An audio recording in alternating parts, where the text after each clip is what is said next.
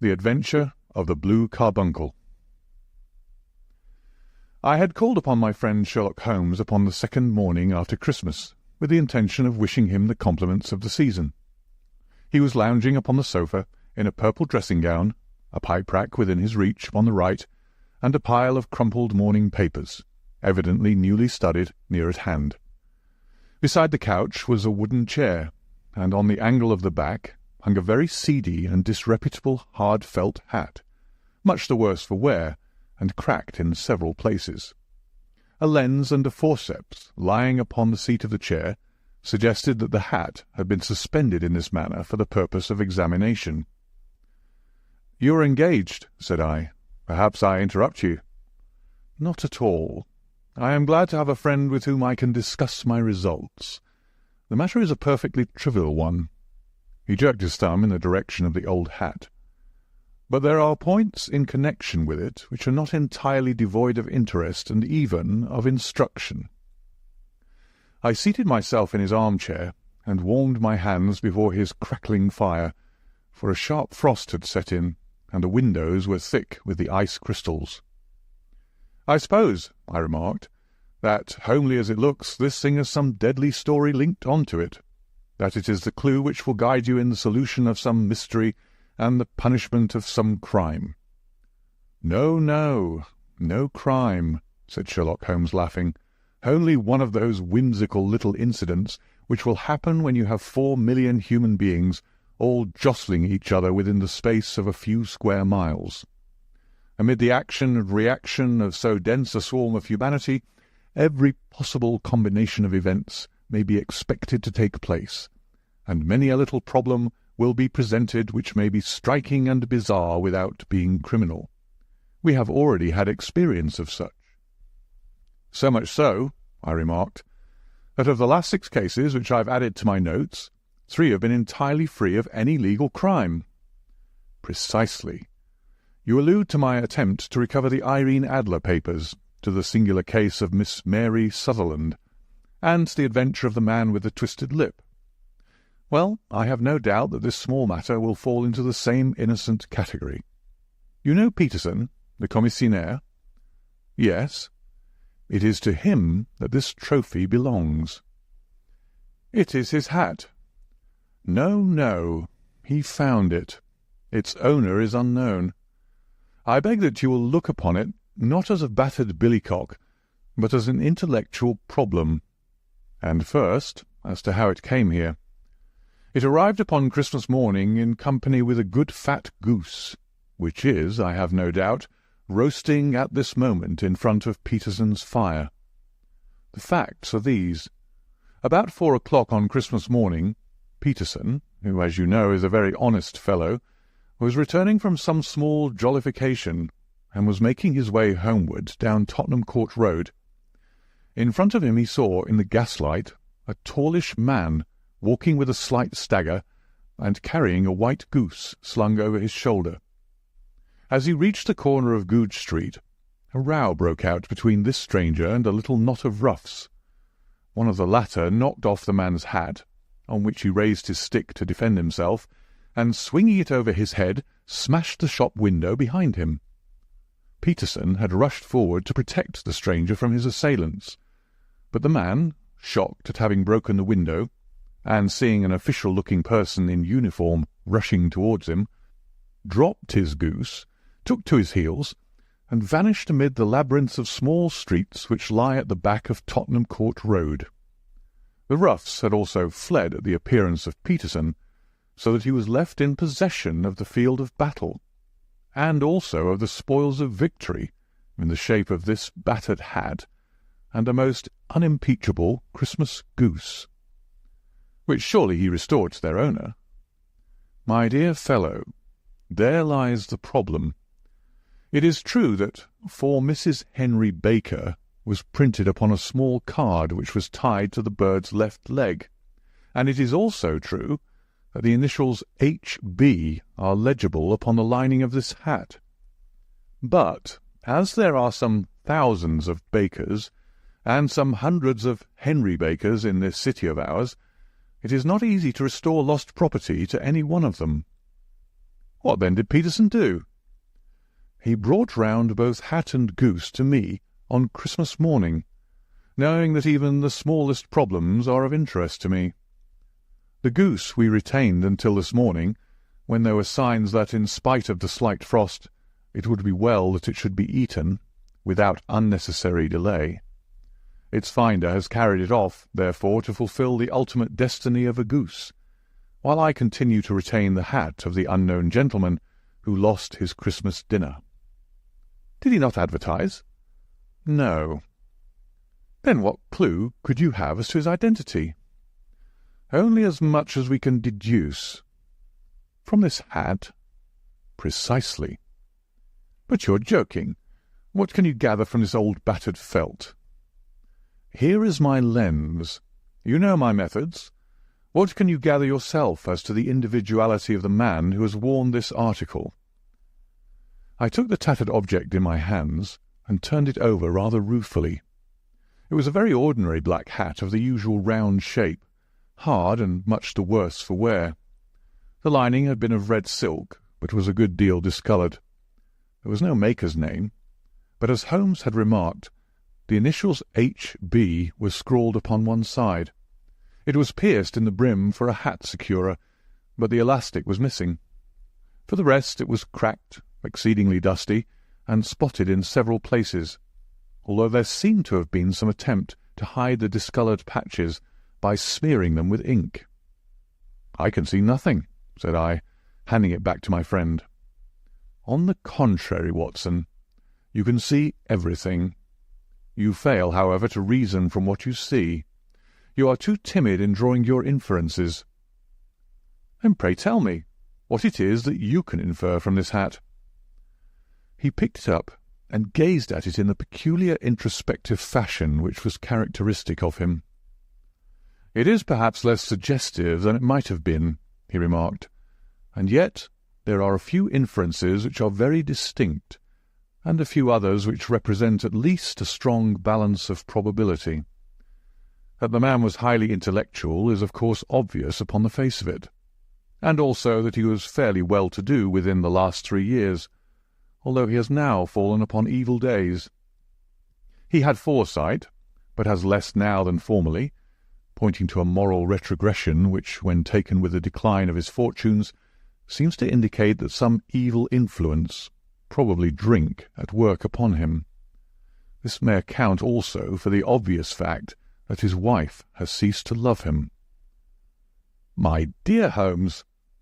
"He has, however, retained some degree of self-respect," he continued, disregarding my remonstrance. "He is a man who leads a sedentary life, goes out little, is out of training entirely, is middle-aged, has grizzled hair which he has had cut within the last few days, and which he anoints with lime cream. These are the more patent facts which are to be deduced from his hat. Also, by the way, that it is extremely improbable that he has gas laid on in his house." "You're certainly joking, Holmes." "Not in the least. Is it possible that even now, when I give you these results, you are unable to see how they are attained?" "I have no doubt that I am very stupid, but I must confess that I am unable to follow you. For example, how did you deduce that this man was intellectual?"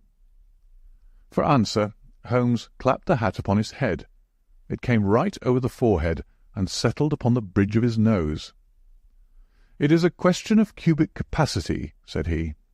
"A man with so large a brain must have something in it." "The decline of his fortunes, then?" "This hat is 3 years old. These flat brims, curled at the edge, came in then. It is a hat of the very best quality. Look at the band of ribbed silk and the excellent lining. If this man could afford to buy so expensive a hat 3 years ago, and has had no hat since, then he has assuredly gone down in the world." "Well, that is clear enough, certainly. But how about the foresight and moral retrogression?" Sherlock Holmes laughed. "Here is the foresight," said he, putting his finger upon the little disc and loop of the hat securer. "They are never sold upon hats. If this man ordered one, it is a sign of a certain amount of foresight, since he went out of his way to take this precaution against the wind. But since we see that he has broken the elastic, and has not troubled to replace it, it is obvious that he has less foresight now than formerly, which is a distinct proof of a weakening nature. On the other hand, he has endeavoured to conceal some of these stains upon the felt by daubing them with ink, which is a sign that he has not entirely lost his self-respect. Your reasoning is certainly plausible. The further points, that he is middle-aged, that his hair is grizzled, that it has been recently cut, and that he uses lime cream, are all to be gathered from a close examination of the lower part of the lining. The lens discloses a large number of hair ends, clean cut by the scissors of the barber. They all appear to be adhesive, and there is a distinct odour of lime cream. This dust, you will observe, is not the gritty, grey dust of the street, but the fluffy brown dust of the house, showing that it has been hung up indoors most of the time, while the marks of moisture upon the inside are proof positive that the wearer perspired very freely, and could therefore hardly be in the best of training. But his wife, you said that she had ceased to love him. This hat has not been brushed for weeks. When I see you, my dear Watson, with a week's accumulation of dust upon your hat, and when your wife allows you to go out in such a state, I shall fear that you also have been unfortunate enough to lose your wife's affection. But he might be a bachelor. Nay, he was bringing home the goose as a peace-offering to his wife. Remember the card upon the bird's leg. You have an answer to everything. But how on earth do you deduce that the gas is not laid on in his house? One tallow stain, or even two, might come by chance, but when I see no less than 5, I think that there can be little doubt that the individual must be brought into frequent contact with burning tallow. Walks upstairs at night, probably with his hat in one hand and a guttering candle in the other. Anyhow, he never got tallow stains from a gas jet. Are you satisfied? Well, it is very ingenious, said I, laughing, but since, as you said just now, there have been no crime committed, and no harm done save the loss of a goose, all this seems to be rather a waste of energy. Sherlock Holmes had opened his mouth to reply, when the door flew open, and Peterson, the commissionaire, rushed into the apartment with flushed cheeks and the face of a man who is dazed with astonishment. "The goose, Mr. Holmes! The goose, sir!" he gasped. "Eh? What of it, then? Has it returned to life and flapped off through the kitchen window?" Holmes twisted himself round upon the sofa to get a fairer view of the man's excited face. "See here, sir! See what my wife found in its crop!" He held out his hand and displayed upon the centre of the palm a brilliantly scintillating blue stone, rather smaller than a bean in size, but of such purity and radiance that it twinkled like an electric point in the dark hollow of his hand. Sherlock Holmes sat up with a whistle. "By Jove, Peterson," said he, "this is treasure trove indeed. I suppose you know what you've got." "A diamond, sir, a precious stone. It cuts into glass as though it were putty." "It's more than a precious stone. It is the precious stone." "Not the Countess of Morcar's Blue Carbuncle?" I ejaculated. "Precisely so. I ought to know its size and shape, seeing that I've read the advertisement about it in the Times every day lately. It is absolutely unique, and its value can only be conjectured, but the reward offered of £1,000 is certainly not within a 20th part of the market price." £1,000? Great Lord of mercy! The commissionaire plumped down into a chair and stared from one to the other of us.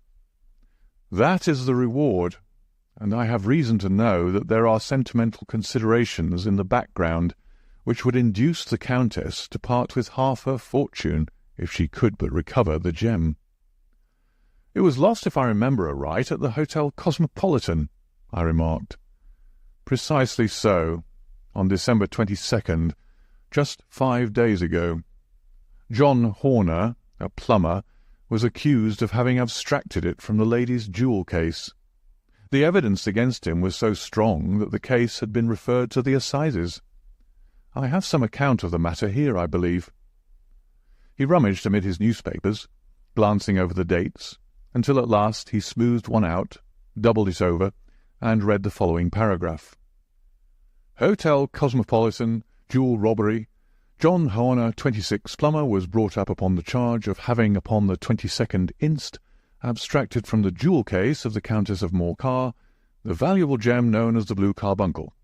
James Ryder, upper attendant at the hotel, gave his evidence to the effect that he had shown Horner up to the dressing-room of the Countess of Morcar upon the day of the robbery in order that he might solder the second bar of the grate, which was loose. He had remained with Horner some little time, but had finally been called away. On returning, he found that Horner had disappeared, that the bureau had been forced open, and that the small morocco casket, in which, as it afterwards transpired, the Countess was accustomed to keep her jewel, was lying empty upon the dressing-table. Ryder instantly gave the alarm, and Horner was arrested the same evening, but the stone could not be found either upon his person or in his rooms. Catherine Cusack, maid to the Countess, deposed to having heard Ryder's cry of dismay on discovering the robbery, and to having rushed into the room where she found matters as described by the last witness. Inspector Bradstreet, B Division, gave evidence as to the arrest of Horner, who struggled frantically and protested his innocence in the strongest terms. Evidence of a previous conviction for robbery having been given against the prisoner, the magistrate refused to deal summarily with the offence, but referred it to the assizes. Horner, who had shown signs of intense emotion during the proceedings, fainted away at the conclusion and was carried out of court. So much for the police court," said Holmes thoughtfully, tossing aside the paper. "The question for us now to solve is the sequence of events leading from a rifled jewel case at one end to the crop of a goose in Tottenham Court Road at the other. You see, Watson, our little deductions have suddenly assumed a much more important and less innocent aspect. Here is the stone. The stone came from the goose, and the goose came from Mr. Henry Baker, the gentleman with the bad hat, and all the other characteristics with which I have bored you. So now we must set ourselves very seriously to finding this gentleman and ascertaining what part he had played in this little mystery. To do this, we must try the simplest means first, and these lie undoubtedly in an advertisement in all the evening papers. If this fail, I shall have recourse to other methods. What will you say? Give me a pencil and that slip of paper. Now then, found at the corner of Goode Street a goose and a black felt hat. Mr. Henry Baker can have the same by applying at 6:30 this evening at 221B Baker Street. That is clear and concise. Very. But will he see it? Well, he is sure to keep an eye on the papers, since, to a poor man, the loss was a heavy one. He was clearly so scared by his mischance in breaking the window, and by the approach of Peterson, that he thought of nothing but flight. But since then he must have bitterly regretted the impulse which caused him to drop his bird. Then again, the introduction of his name will cause him to see it, for everyone who knows him will direct his attention to it. Here you are, Peterson. Run down to the advertising agency and have this put in the evening papers. In which, sir? Oh, in the Globe, Star, Pall Mall, St. James's, Evening News, Standard, Echo, and any others that occur to you. Very well, sir. And his stone? Ah, yes. I shall keep the stone. Thank you. And I say, Peterson, just buy a goose on your way back and leave it here with me, for we must have one to give to this gentleman in place of the one which your family is now devouring. When the commissionaire had gone, Holmes took up the stone and held it against the light. "It's a bonny thing," said he. "Just see how it glints and sparkles. Of course it is a nucleus and focus of crime. Every good stone is. They are the devil's pet baits. In the larger and older jewels, every facet may stand for a bloody deed. This stone is not yet 20 years old, It was found in the banks of the Arnoy River in southern China, and is remarkable in having every characteristic of the carbuncle, save that it is blue in shade instead of ruby red. In spite of its youth, it has already a sinister history. There have been 2 murders, a vitriol throwing, a suicide, and several robberies brought about for the sake of this 40-grain weight of crystallized charcoal. Who would think that so pretty a toy would be a purveyor to the gallows and the prison? I'll lock it up in my strong-box now, and drop a line to the Countess to say that we have it. Do you think that this man Horner is innocent? I cannot tell. Well, then, do you imagine that this other one, Henry Baker, had anything to do with the matter? It is, I think, much more likely that Henry Baker is an absolutely innocent man, who had no idea that the bird which he was carrying was of considerably more value than if it were made of solid gold. That, however, I shall determine by a very simple test if we have an answer to our advertisement. And you can do nothing until then? Nothing. In that case, I shall continue my professional round. But I shall come back in the evening at the hour you have mentioned, for I should like to see the solution of so tangled a business. Very glad to see you. I dine at 7. There is a woodcock, I believe. By the way, in view of recent occurrences, perhaps I ought to ask Mrs. Hudson to examine its crop. I had been delayed at a case, and it was a little after 6:30 when I found myself in Baker Street once more. As I approached the house, I saw a tall man in a Scotch bonnet, with a coat which was buttoned up to his chin, waiting outside in the bright semicircle which was thrown from the fanlight. Just as I arrived, the door was opened, and we were shown up together to Holmes's room.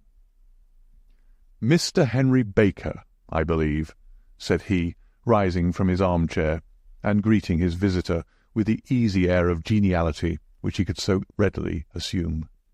"Pray take this chair by the fire, Mr. Baker. It is a cold night, and I observe that your circulation is more adapted for summer than for winter.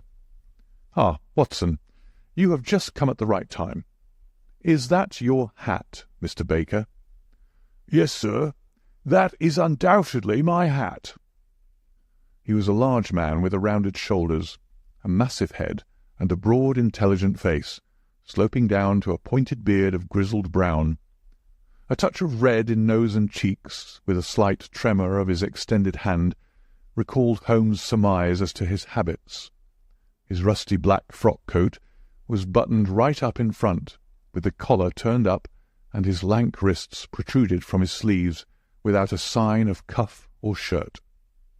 He spoke in a slow, staccato fashion, choosing his words with care, and gave the impression generally of a man of learning and letters, who had had ill usage at the hands of fortune. "We have retained these things for some days," said Holmes, "because we expected to see an advertisement from you giving your address. I am at a loss to know why you did not advertise." Our visitor gave a rather shamefaced laugh. "Shillings have not been so plentiful with me as they once were," he remarked. "I had no doubt that the gang of roughs who assaulted me had carried off both my hat and the bird. I did not care to spend more money in a hopeless attempt at recovering them." "Very naturally. By the way, about the bird, we were compelled to eat it." "To eat it?" Our visitor half rose from his chair in his excitement. "Yes, it would have been of no use to anyone had we not done so. But I presume that this other goose upon the sideboard, which is about the same weight and perfectly fresh, will answer your purpose equally well." "Oh, certainly, certainly," answered Mr. Baker with a sigh of relief. "Of course, we still have the feathers, legs, crop, and so on of your own bird, so if you wish—" The man burst into a hearty laugh. "They might be useful to me as relics of my adventure," said he. "But beyond that I can hardly see what use the disjecta membra of my late acquaintance are going to be to me.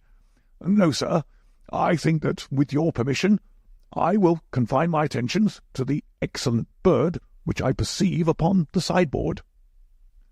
Sherlock Holmes glanced sharply across at me with a slight shrug of his shoulders. "There is your hat, then, and there your bird," said he.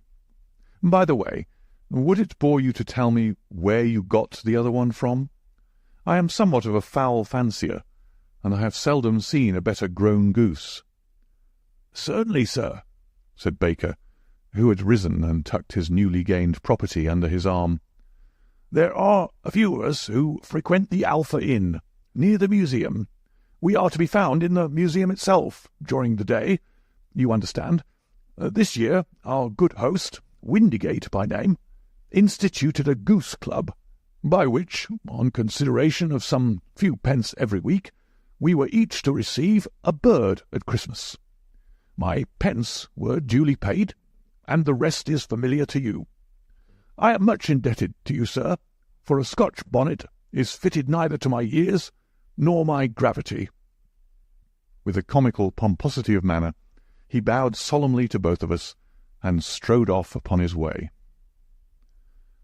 "So much for Mr. Henry Baker," said Holmes when he had closed the door behind him. "It is quite certain that he knows nothing whatever about the matter. Are you hungry, Watson?" "Not particularly." "Then I suggest that we turn our dinner into a supper, and follow up this clue while it is still hot." "By all means." It was a bitter night, so we drew on our ulsters and wrapped cravats about our throats. Outside, the stars were shining coldly in a cloudless sky, and the breath of the passers-by blew out into smoke like so many pistol shots. Our footfalls rang out crisply and loudly as we swung through the Doctor's Quarter, Wimpole Street, Harley Street, and so through Wigmore Street into Oxford Street. In a quarter of an hour we were in Bloomsbury at the Alpha Inn, which is a small public house at the corner of one of the streets which runs down into Holborn. Holmes pushed open the door of the private bar and ordered 2 glasses of beer from the ruddy-faced, white-aproned landlord. "Your beer should be excellent, if it is as good as your geese," said he. "My geese?" The man seemed surprised. "Yes, I was speaking only half an hour ago to Mr. Henry Baker, who is a member of your goose club." "Oh, yes, I see. But you see, sir, them's not our geese." "Indeed. Whose, then?" "Well, I got the 2 dozen from a salesman in Covent Garden." "Indeed. I know some of them. Which was it?" "Breckenridge is his name." "Ah, I don't know him. Well, here's your good health, landlord, and prosperity to your house. Good night." "Now for Mr. Breckenridge," he continued, buttoning up his coat as we came out into the frosty air. "Remember, Watson, that though we have so homely a thing as a goose at one end of this chain, we have at the other a man who will certainly get 7 years' penal servitude unless we can establish his innocence. It is possible that our inquiry may but confirm his guilt, but in any case we have a line of investigation which has been missed by the police, and which a singular chance has placed in our hands. Let us follow it out to the bitter end. Faces to the south, then, and quick march." We passed across Holborn, down Endell Street, and so through a zigzag of slums to Covent Garden Market. One of the largest stalls bore the name of Breckenridge upon it, and the proprietor, a horsey-looking man with a sharp face and trimmed side-whiskers, was helping a boy to put up the shutters. "Good evening. It's a cold night," said Holmes. The salesman nodded and shot a questioning glance at my companion. "Sold out of geese, I see," continued Holmes, pointing at the bare slabs of marble. "Let you have 500 tomorrow morning." "That's no good." "Well, there are some on the stall with the gas flare." "Ah, but I was recommended to you." "Who by?" "The landlord of the Alpha." "Oh, yes, I sent him a couple of dozen." "Fine birds they were, too. Now, where did you get them from?" To my surprise, the question provoked a burst of anger from the salesman. "Now then, mister," said he, with his head cocked and his arms akimbo, "what are you driving at? Let's have it straight now." "It is straight enough. I should like to know who sold you the geese which you supplied to the Alpha." "Well, then, I shan't tell you. So now?" "Oh, it is a matter of no importance.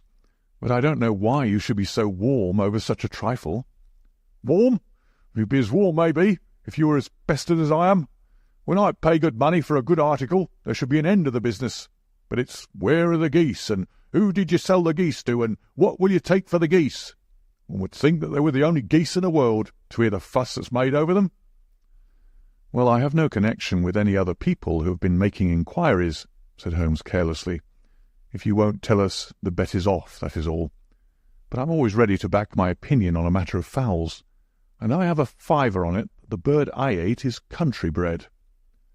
"Well, then, you lost your fiver, for it's town-bred," snapped the salesman. "It's nothing of the kind." "I say it is." "I don't believe it." "Do you think you know more about fowls than I, who've handled them ever since I was a nipper? I tell you, all those birds that went to the Alpha were town-bred." "You'll never persuade me to believe that." "Will you bet, then?"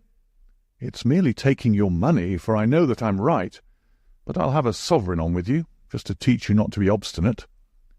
The salesman chuckled grimly. "Bring me the books, Bill," said he.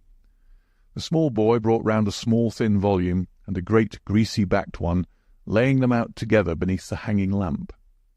"Now then, Mr. Cockshaw," said the salesman, "I thought that I was out of geese, but before I finish you'll find that there is still one left in my shop. You see this little book?" "Well?" "That's the list of the folk from whom I buy. Do you see? Well, then, here on this page are the country folk, and the numbers after their names are where their accounts are in a big ledger. Now then, you see this other page in red ink? Well, that is a list of my town suppliers. Now look at that third name. Just read it out to me." "Mrs. Oakshott, 117 Brixton Road, 249, read Holmes. "Quite so. Now turn that up in the ledger." Holmes turned to the page indicated. "Here you are. Mrs. Oakshott, 117 Brixton Road, egg and poultry supplier." "Now then, what's the last entry?" "December 22nd, 24 geese at 7 shillings 6pence. "Quite so. There you are, and underneath?" "Sold to Mr. Windigate of the Alpha at 12 shillings. "What have you to say now?" Sherlock Holmes looked deeply chagrined. He drew a sovereign from his pocket and threw it down upon the slab, turning away with the air of a man whose disgust is too deep for words. A few yards off he stopped under a lamp-post and laughed in the hearty, noiseless fashion which was peculiar to him. "When you see a man with the whiskers of that cut and the pink 'un protruding out of his pocket, you can always draw him by a bet," said he. "I dare say that if I had put £100 down in front of him, that man would not have given me such complete information as was drawn from him by the idea that he was doing me on a wager. Well, Watson, we are, I fancy, nearing the end of our quest, and the only point which remains to be determined is whether we should go on to this Mrs. Oakshott to-night, or whether we should reserve it for tomorrow. It is clear from what the surly fellow said that there are others besides ourselves who are anxious about the matter, and I should—" His remarks were suddenly cut short by a loud hubbub which broke out from the stall which we had just left. Turning round, we saw a little rat-faced fellow standing in the centre of the circle of yellow light which was thrown by the swinging lamp, while Breckenridge, the salesman, framed in the door of his stall, was shaking his fists fiercely at the cringing figure. "I've had enough of you and your geese," he shouted. "I wish you were all at the devil together. If you come pestering me any more with your silly talk, I'll set the dog at you. You bring Mrs. Oakshott here and I'll answer her. But what have you got to do with it? Did I buy the geese off you?" "No, but one of them was mine all the same," whined the little man. "Well, then, ask Mrs. Oakshott for it." "She told me to ask you." "Well, you can ask the King of Prussia for all I care. I've had enough of it. Get out of this." He rushed fiercely forward, and the inquirer flitted away into the darkness. "Ha! "This may save us a visit to Brixton Road," whispered Holmes. "Come with me, and we will see what is to be made of this fellow." Striding through the scattered knots of people who lounged round the flaring stalls, my companion speedily overtook the little man and touched him upon the shoulder. He sprang round, and I could see in the gaslight that every vestige of colour had been driven from his face. "Who are you, then? What do you want?" he asked in a quavering voice. "You will excuse me," said Holmes blandly, "but I could not help overhearing the questions which you put to the salesman just now. I think that I could be of assistance to you." "You? Who are you? How could you know anything of the matter?" "My name is Sherlock Holmes. It is my business to know what other people don't know." "But you could know nothing of this." "Excuse me. I know everything of it. You are endeavouring to trace some geese which were sold by Mrs. Oakshott of Brixton Road to a salesman named Breckenridge, by him in turn to Mr. Windigate of the Alpha, and by him to his club, of which Mr. Henry Baker is a member." "Oh, sir, you are a very man whom I've longed to meet," cried the little fellow with the outstretched hands and quivering fingers.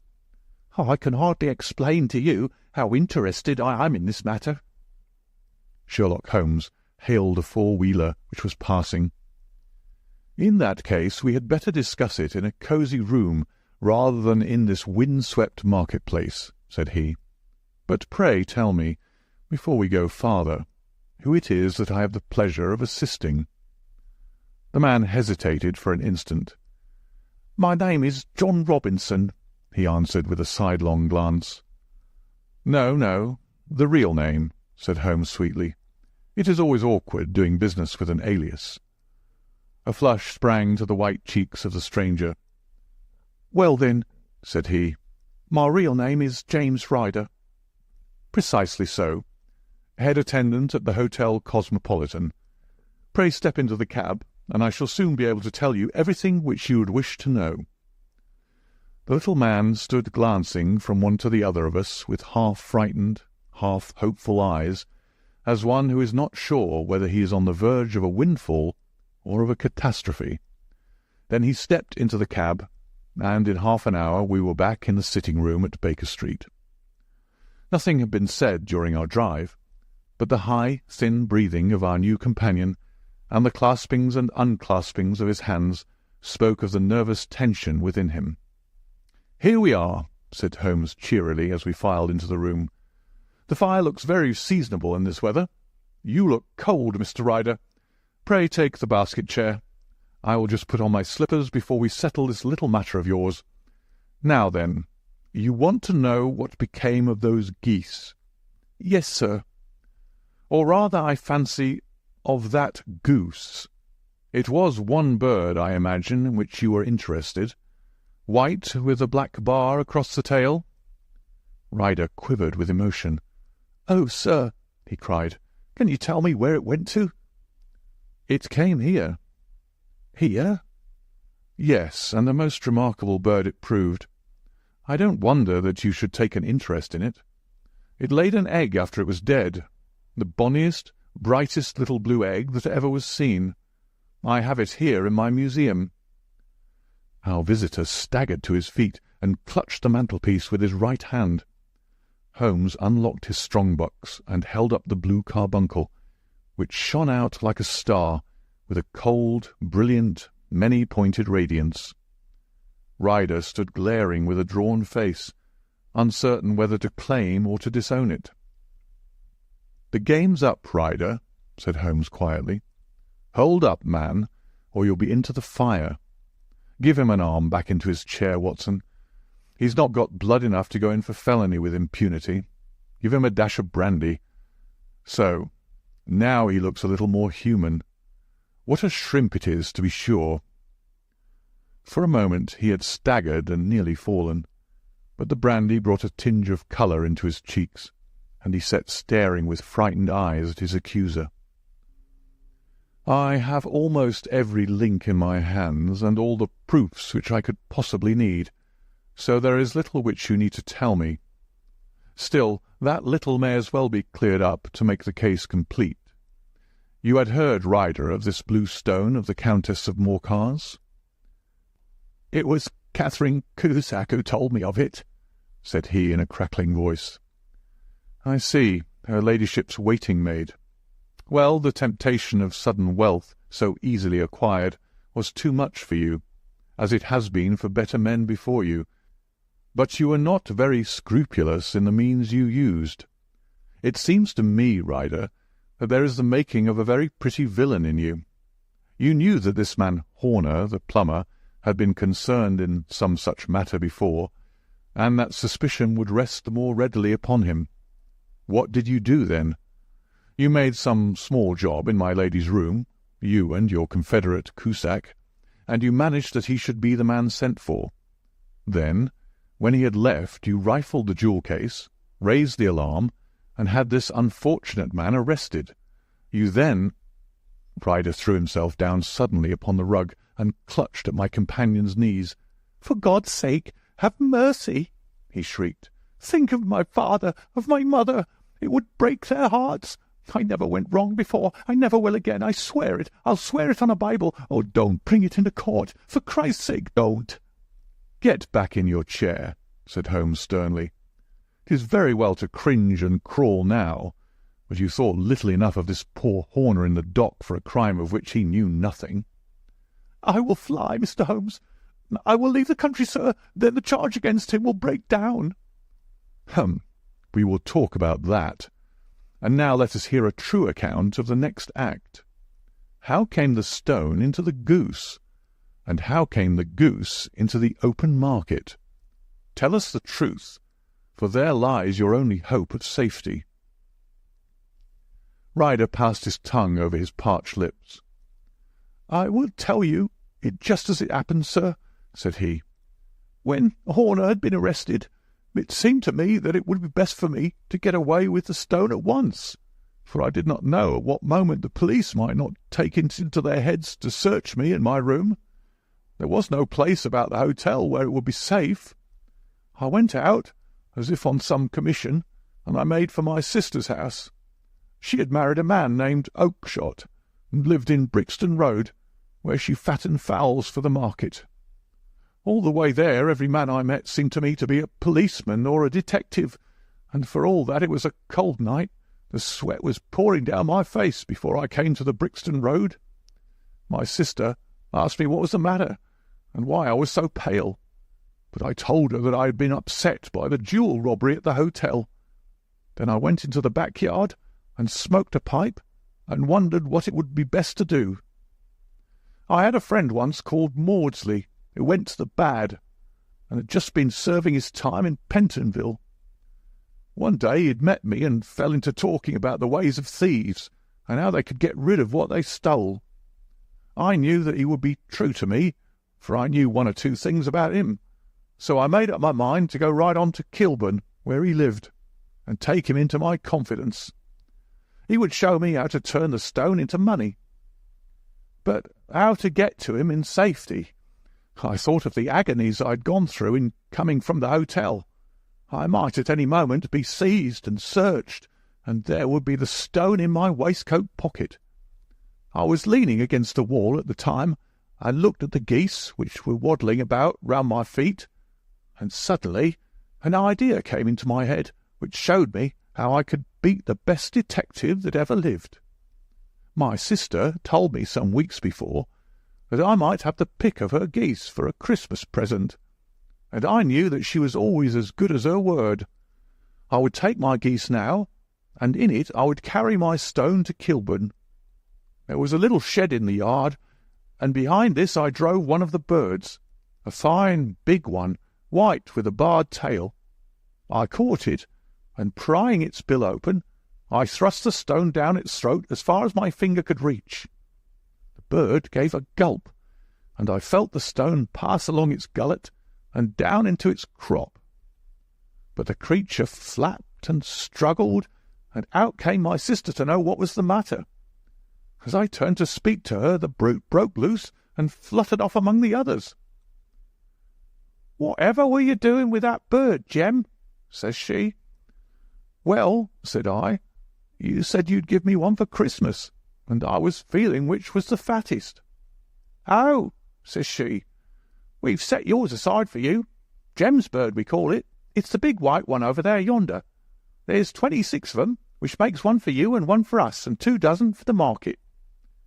"Thank you, Maggie," says I, "but if it is all the same to you, I'd rather have that one I was handling just now." "The other one's as good 3 pound heavier," said she, "and we fattened it expressly for you."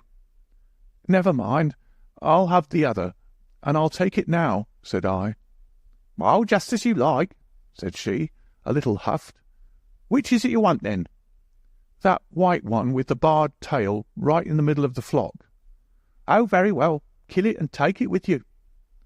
Well, I did what she said, Mr. Holmes, and I carried the bird all the way to Kilburn.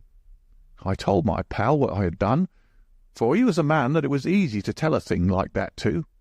He laughed until he choked, and we got a knife and opened the goose. My heart turned to water, for there was no sign of the stone, and I knew that some terrible mistake had occurred. I left the bird, rushed back to my sister's, and hurried into the backyard. There was not a bird to be seen there. "Where are they all, Maggie?" I cried. "Gone to the dealer's, Jem." "Which dealer's?" "Breckenridge of Covent Garden." "But was there another with a barred tail?" I asked, "the same as the one I chose?" "Yes, Jem. There were 2 barred tails once, and I could never tell them apart." Well, then, of course, I saw it all, and I ran off as hard as my feet would carry me to this man Breckenridge. But he had sold the lot at once, and not one word would he tell me as to where they had gone. You heard him yourselves tonight. Well, he has always answered me like that. My sister thinks that I'm going mad. Sometimes I think that I am myself, and now I am myself a branded thief, without ever having touched the wealth for which I sold my character. God help me! God help me!"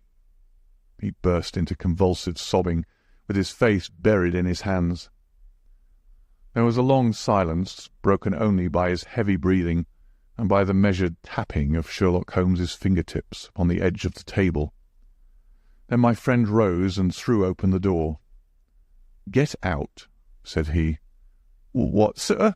Oh, heaven bless you!" "No more words. Get out." And no more words were needed. There was a rush, a clatter upon the stairs, the bang of a door, and the crisp rattle of running footfalls from the street. "After all, Watson," said Holmes, reaching up his hand for his clay pipe, "I am not retained by the police to supply their deficiencies. If Horner were in danger, it would be another thing. But this fellow will not appear against him, and the case must collapse. I suppose that I am commuting a felony, but it is just possible that I am saving a soul. This fellow will not go wrong again. He is too terribly frightened. Send him to jail now, and you make him a jail-bird for life. Besides, it is the season of forgiveness. Chance has put in our way a most singular and whimsical problem, and its solution is its own reward. If you will have the goodness to touch the bell, Doctor, we will begin another investigation, in which also a bird will be the chief feature. End of The Adventure of the Blue Carbuncle.